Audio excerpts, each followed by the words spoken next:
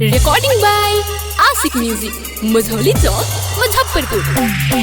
जन्मदिन तू मनावत रही हो, तला गल पापा मम्मी के तोहपे, तला गल दादा दादी के तोहपे आशीर्वाद आवा। जन्मदिन तू मनावत रही हो, जुग जुग जिया हमर आशिक बबुआ, असही तू बढ़त रही हो, असही तू बढ़त रही हो। जुग जुग जिया हमर आशिक बबुआ, असही तू बढ़त रही हो।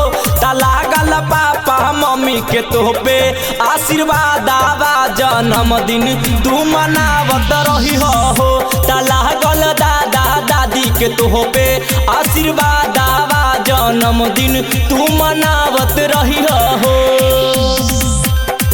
जन्मदिन तू मनावत रही हो। डीजे कुंदन राज जन्मदिन तू मनावत रही हो।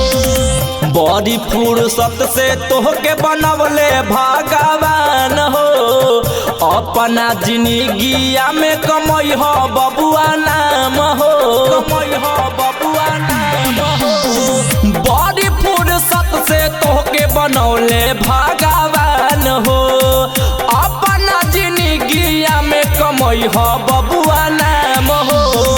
हंसत रहिया खेलत रहिया जिंदगी भर खुशियाँ मनावत रही हो,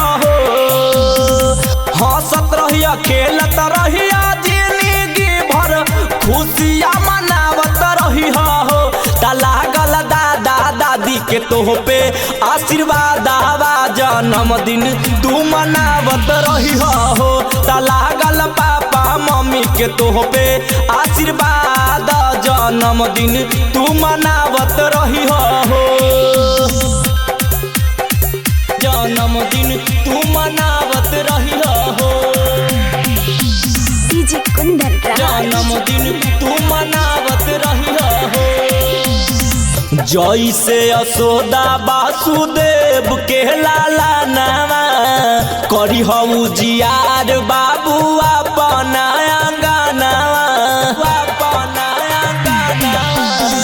जैसे यशोदा वासुदेव के लाला नामा, करी हऊ जियार बबुआ अपने अंगनावा। हैप्पी बर्थडे टू यू मनावत रही हो, धर्मपाल गावत रही हो। हैप्पी बर्थडे टू यू मनावत रही हो, धर्मपाल गावत रही हो।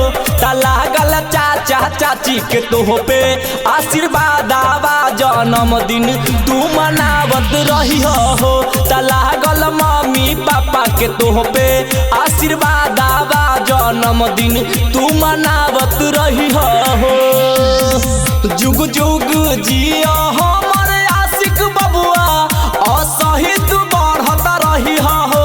तला गल पापा मम्मी के तोहपे आशीर्वाद आवा। जन्मदिन तू मनावत रही हो, तला गल दादा दादी के तोहपे आशीर्वाद आवा। जन्मदिन तू मना